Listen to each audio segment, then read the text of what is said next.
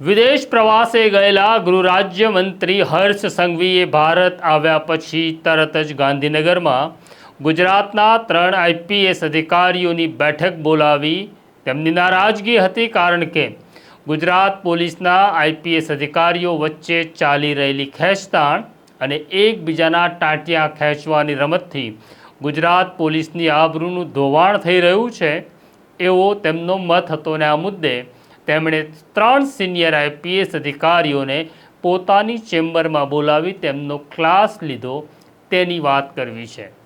વૈષ્ણવજન તો તેને કહીએ જે પીડ પરાઈ જાનાને રે. નમસ્કાર, નવજીવન ન્યૂઝમાં તમારું સ્વાગત છે અને હું છું તમારો પ્રશાંત દયાળ. વાત કરવી છે ગુજરાત સીઆઈડી ક્રાઇમ બ્રાન્ચની. ગુજરાત સીઆઈડી ક્રાઇમ બ્રાન્ચના વડા તરીકે એડિશનલ ડીજીપી ડૉક્ટર રાજકુમાર પાંડ્યનની બદલી થતાં તેમનો હવાલો સોંપવામાં આવ્યો ડીઆઈજી પરીક્ષિતા રાઠોડને. લાંબા સમયથી એડિશનલ ડીજીનું આ પદ ખાલી છે. આ દરમિયાન ઘટના એવી ઘટે છે કે ગુજરાતના ડીજીપી વિકાસ સહાયને માહિતી મળે છે કે ગુજરાત સીઆઈડી ક્રાઇમ બ્રાન્ચમાં અરજીઓનો ભરાવો થાય છે અને કામ થતું નથી અને કામ કરાવવા માટે આર્થિક લેવડ દેવડ થઈ રહી છે. એવી માહિતીના આધારે તેમણે સ્ટેટ મોનિટરિંગ સેલના ડીઆઈજી નિર્લિપ રાયને તપાસ કરવાનો આદેશ આપ્યો અને એસએમસીની ટીમ પહોંચે છે સીઆઈડી ક્રાઇમ બ્રાન્ચમાં. આ ઘટના પછી જે પ્રકારનું ચિત્ર ઊભું થયું તેના કારણે ગુજરાત પોલીસની બદનામી થઈ, કારણ કે સીઆઈડી ક્રાઇમ બ્રાન્ચમાં સ્ટેટ મોનિટરિંગ સેલના દરોડા પડ્યા હોય તેવી આ પહેલી ઘટના હતી. આ આખી ઘટનાથી પરીક્ષિતા રાઠોડ ખૂબ નારાજ થયા હતા.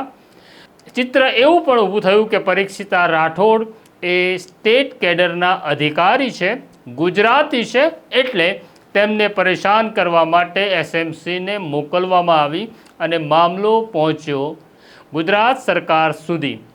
આ ઘટના પછી ખુદ વિકાસ સહાયને પણ અંદાજ આવી ગયો કે તેમણે ઉતાવળ કરી છે અને તે જે કરી રહ્યા હતા તેના કારણે ગુજરાત પોલીસને આબરૂને ધક્કો લાગ્યો છે, એટલે તેમણે એસએમસીના ડીઆઈજી નિર્લિપ રાયને તપાસ અટકાવી દેવાનો આદેશ આપ્યો હતો. આ મામલો ગરમાયો, અખબારોમાં આવ્યો, ટેલિવિઝનમાં આવ્યો.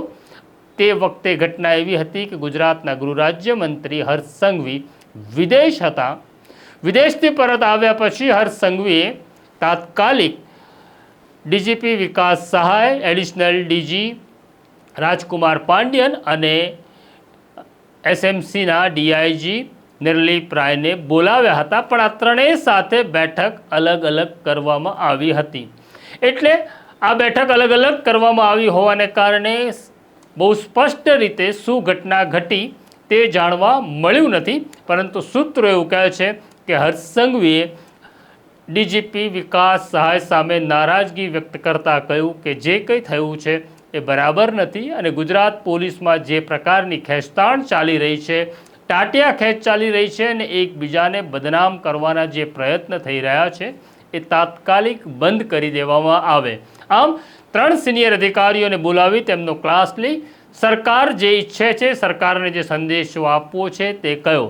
જાણકારી એવી છે કે હવે પછીની બેઠક ડીઆઈજી પરીક્ષિતા રાઠોડ સાથે પણ થવાની છે અને તેઓ ખરેખર પરીક્ષિતા રાઠોડ પાસેથી શું બન્યું તેની જાણકારી મેળવશે અને હવે હર્ષ સંઘવી ગુજરાતના તમામ પોલીસ અધિકારીઓને કહેવા માગે છે કે આ જે કંઈ ચાલી રહ્યું છે એકબીજાનો બદલો લેવાની ભાવનાથી તેને તાત્કાલિક અસરથી બંધ કરી દેવામાં આવે.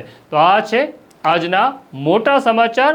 આ સ્ટોરી તમને કેવી લાગી કોમેન્ટ બોક્સમાં જરૂરથી લખજો, અમારી સાથે વાત કરજો.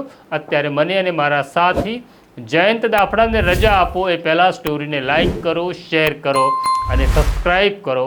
નમસ્કાર. વૈષ્ણવજન તો તેને કહીએ જે પીડ પરાઈ જાના.